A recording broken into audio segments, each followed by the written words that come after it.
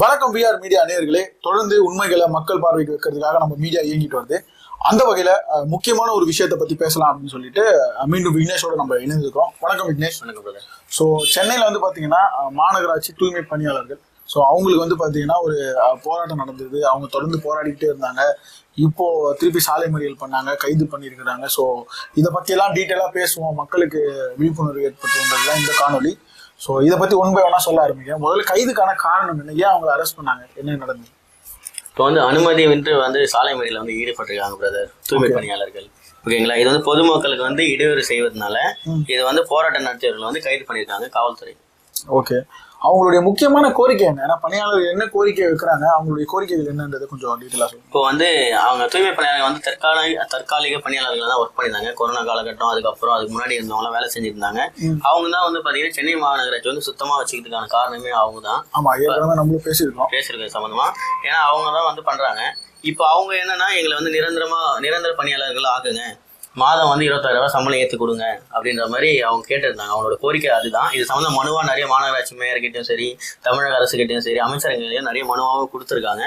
அதுக்கப்புறம் பார்த்தீங்கன்னா இந்த மாநகராட்சியை கான்ட்ராக்ட் பேசிஸ்ல ஓகேங்களா ஒரு கான்ட்ராக்ட் டீம் கூட்ட கொடுக்கலான்னு இருந்தாங்க. தனியார் நிறுவனத்துக்கு கொடுக்கலான்னு இருந்தாங்க. ஓகேங்களா, அதனால இவங்க என்ன பண்ணாங்கன்னா எங்களை தனியார்ல சேர்க்காதீங்க, ஏன்னா வாக்குறுதியும் நீங்க கொடுத்துருக்கீங்க, எங்களை வாக்குறுதியை நிறைவேற்றணும்னு சொல்லியிருந்தீங்க, நாங்களும் நாங்க மக்களாக ஓட்டு போட்டு வந்தோம், அதனால நாங்க கேட்கறத கொஞ்சம் செஞ்சு கொடுங்கன்ற மாதிரி அரை வழியில் தான் பிரதர் போராடிட்டு இருக்காங்க இப்போ வரையும். ஓகே, இன்னொரு முக்கியமான விஷயம் அதுல நம்ம என்ன பார்க்கணும் அப்படின்னு பாத்தீங்கன்னா, இந்த போராட்டம் ஏன் இப்போ தீவிரம் அடையுது? ஏன்னா அவங்க போராட்டம் இருக்குது, ஒரு இடத்துல அமைதியா அஹிம்சை வழியில போராடிட்டு இருக்கிறாங்க. ஆனா ஒரு டைம்ல இப்போ திடீர்னு அது ஃபயர் ஆகி மாறுறதுக்கு என்ன காரணம்? இல்ல பிரதர், இன்னும் 4 மாசத்துல எலெக்ஷன் வரப்போகுது. ஓகேங்களா, இப்ப இருக்கிற அரசாங்கம் தான் பண்ணி தரணும்னு சொல்லியிருந்தாங்க. ஓகேங்களா, அது இல்லாம போராட்டம் இதுக்கு முன்னாடி பண்ணதும் இந்த அரசாங்கத்தை தான் இவங்க கேட்டுட்டு இருக்காங்க. இப்போ அரசு எப்படி வேணாலும் மாறலாம். ஓகேங்களா, இவங்க போராட்டக்காரர்கள் அவங்களோட கோரிக்கையை தான் கேட்கறாங்க, அவங்க செஞ்ச வேலைக்கான கூலியை தான் கேட்கறாங்க. அப்படிதான் நீங்க பாக்கணும்.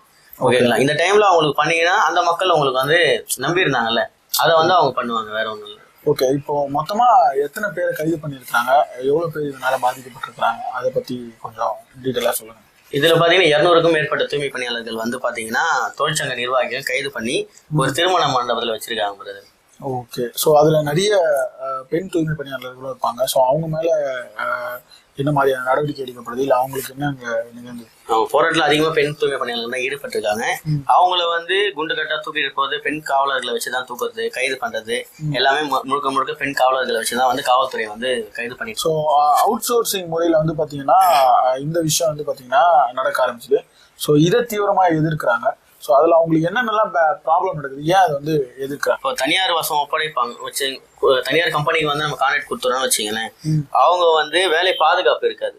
இப்போ அரசாங்கத்துல ஒரு வேலை செய்யும் போது ஒரு மின்கம்பம் விழுந்து இறந்தாலோ, இல்ல ஒரு ரோடு ஆக்சிடென்ட்ல இறந்தாலோ, இல்ல மழை காலத்துல வேலை செய்யும் போது இறந்தாலோ, அரசு அவங்களுக்கு கண்டிப்பா நிதியுதவியோ, இல்ல அவங்க குழந்தைங்களுக்கு ஒரு அரசாங்க வேலையோ, அவங்களோட வாரிசுகள் ஏதாச்சும் பண்ணும் கவர்மெண்ட் கல்வி ஏத்துக்கிறது அந்த மாதிரிலாம் பண்ணுவாங்க. இப்ப தனியார் கிட்ட போகும்போது ECPF செட்டில்மெண்ட் இதோட முடிஞ்சிடும். ஓகேங்களா, அடுத்து அவங்க தலைமுறைக்கு அவங்க யாருக்கோசம் உழைக்கிறாங்க, நம்ம மக்களுக்கோசம் தானே உழைக்கிறாங்க. ஏன்னா இருக்கிற குப்பையை அவங்க சுத்தம் பண்ணனால சென்னை இன்னும் செழிப்பா இருக்கு. ஓகேங்களா, அவங்களுக்கு கவர்மெண்ட் கண்டிப்பா என்ன பொறுத்த வரைக்கும் பணி நிரந்தரம் பண்ணணும், என்னோட கோரிக்கையை நான் வைக்கிறேன் பிரதர். ஓகே, ஸோ இதுல முக்கியமான விஷயம் இதை தூய்மை பணியாளர் சைட்ல பார்த்தோம். மாநகராட்சி என்ன சொல்லுது, அவங்களுடைய தரப்பு என்ன, அவங்க என்ன பேசுறாங்க? மாநகராட்சி நிர்வாகம் என்ன சொன்னா, ஆல்ரெடி நாங்க ஊதிய உயர்வு ஏற்றி தான் கொடுத்துருக்கோம், அவங்களுக்கு என்ன பண்ணணுமோ நாங்க பண்ணிட்டு தான் இருக்கோம் அப்படின்ற மாதிரி அவங்க சொல்லியிருக்காங்க பிரதர்.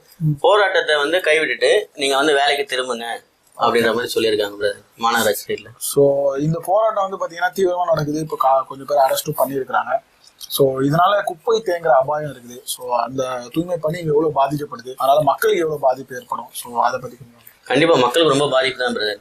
ஒரு நாள் கிளீன் பண்ணாலும் சென்னை சென்னையா இருக்காது. ஓகேங்களா, சிங்கார சென்னைன்றது பேரு தான். ஓகேங்களா, இவங்க இல்லைன்னா சிங்கார சென்னையா இருக்காது. ஓகேங்களா, இவங்க பண்றதுனால இப்போ பாதி ஊழியர்கள் கவர்மெண்ட் ஸ்டாஃபா இருக்காங்க, அவங்க ஒர்க் பண்ணிட்டு தான் இருக்காங்க. ஒப்பந்த ஊழியர்கள் மட்டும் போராட்டத்தில் ஈடுபட்டிருக்காங்க. அதனால அங்கங்க குப்பை தேங்கி தான் இருக்கு பிரதர். ஓகே, ஸோ முக்கியமான ஒரு விஷயம் என்ன அப்படின்னு பார்த்தீங்கன்னா, அரசியல் கட்சிகளுடைய ஆதரவு. ஸோ இந்த மாதிரியான போராட்டங்களுக்கு இப்போ தூய்மை பணியாளர் போராட்டத்தை பொறுத்த வரைக்கும் யார் யார் ஆதரவு தெரிவிச்சுக்கிறாங்க, என்ன நடக்குது? இது பாத்தீங்கன்னா இடதுசாரி கட்சிகள் ஓகேங்களா, எதிர்கட்சிகள் வந்து இந்த போராட்டத்துக்கு ஆதரவு தெரிவிச்சிருக்காங்க. பொதுமக்களும் நிறைய பேர் வந்து நேரில் போய் ஆதரவு தெரிவிச்சு அவங்களோட சப்போர்ட்டையும் பண்ணிட்டு வந்தாங்க. திரை பிரபலங்கள் ஓகேங்களா, கட்சியோட தலைவர்கள் நிறைய பேர் வந்து மக்களை சந்திச்சு அவங்களுக்கு ஆதரவு தெரிவிச்சு தான் வந்துட்டு இருக்காங்க. சரி, அடுத்த கட்ட நகர்வுகள் என்ன, எதை நோக்கி இது போகும்? ஏன்னா கைது வரைக்கும் பண்ணிட்டாங்க. ஸோ அடுத்து என்னென்ன அப்டேட்ஸ்? இப்போ போராட்ட குழு என்ன சொல்லியிருக்காங்கன்னா, எங்களுக்கு வந்து பணி நிரந்தரம் செய்யற வரை நாங்க வந்து போராட்டத்துல கண்டிப்பா ஈடுபட்டு தான் இருப்போம் அப்படின்ற மாதிரி ஒரு வாதத்தை முன் வச்சிருக்காங்க. அதுக்கப்புறம் வந்து இந்த திராவிட மாடல் அரசு வந்து எங்களை பேச்சுவார்த்தைக்கு அழைக்கணும்னு நாங்க நம்பிட்டு இருக்கோம் அப்படின்ற மாதிரியும் சொல்லியிருக்காங்க. சரி, ஸோ தூய்மை பணியாளர்கள் சம்பவத்தை குறித்து நம்ம டீட்டெயிலாக பேசணும். ஸோ சமகால அரசியல் நிகழ்வாக ஒரு சில விஷயங்களை பற்றி பேசலாம் அப்படின்னு சொல்லிட்டு. ஸோ ரொம்ப முக்கியமான விஷயம் வந்து பார்த்தீங்கன்னா, எதிர்கட்சி தலைவர் எடப்பாடி பழனிசாமி அவர்கள் வந்து பார்த்தீங்கன்னா மாணவர் விடுதியில் வந்து நிதி சம்மந்தப்பட்டு, ஸோ அது என்ன தகவல், என்ன சம்பவம், டீட்டெயிலாக கொஞ்சம் எக்ஸ்பிளைன் பண்ணுங்க. இப்போ மாணவர் விடுதியில் வந்து சாப்பாடுக்குன்னு ஒரு காசு ஒதுக்குவாங்க ஓகேங்களா, 100 ரூபாய் 80 ரூபா அந்த மாதிரி ஒதுக்குவாங்க. அதில் என்னன்னா தரமில்லாத அரிசி ஓகேங்களா, காய்கறி அதெல்லாம் வச்சு சமைச்சு அந்த மாணவர்களுக்கு வந்து வழங்கப்படுதான்னு சொல்லி எதிர்கட்சி தலைவர் வந்து குற்றம் சாட்டிருக்காரு. அப்புறம் வந்து ஜெயிலுக்கு வழங்குற காசை விட, ஜெயில் கைதிக்கு இருக்காங்க பார்த்தீங்களா, அவங்களுக்கு வழங்குற காசை விட இந்த மாணவர் நாள் விடுதிக்கு வழங்குற காசு ரொம்ப கம்மி, அதனால அதை கொஞ்சம் ஏற்றி வழங்கணும்னு சொல்லிட்டு ஒரு குற்றச்சாட்டை வந்து எதிர்கட்சியில் முன் வைக்கிறாரு. ஓகே, ஸோ வாக்காளர் பட்டியல் சீர்திருத்தம், ஸோ எஸ்ஐஆர் வந்து இப்போ என்ன ஸ்டேட்டஸ்ல இருக்கு, என்ன ப்ரொசீடிங்ஸ், அதை பற்றி கொஞ்சம் டீட்டெயிலாக சொல்லுங்கள். இப்போ படிவாங்கல அனைத்தும் வந்து வாங்கியாச்சு பிரதர் ஓகேங்களா, வாங்கி சரி பார்த்துட்டு வராங்க. அடுத்த கட்ட நடவடிக்கையா பாத்தீங்கன்னா தேர்தல் ஆணையம் வந்து டிசம்பர் 16ஆம் தேதி வந்து பொது வாக்காளர் பட்டியலை வந்து வெளியிடும். எல்லாமே வாங்கியாச்சு, அது எல்லாமே கரெக்ஷன் பண்ணி அவங்க புது வாக்காளர் பட்டியலை வந்து ரிலீஸ் பண்ணுவாங்க. அப்போ வந்து மக்கள் வந்து நம்ம வாக்காளர் பட்டியல் இருக்கிறோமா இல்லையான்னு சொல்லிட்டு அந்த லிஸ்ட்ல நம்ம பாத்துக்கலாம் பிரதர்.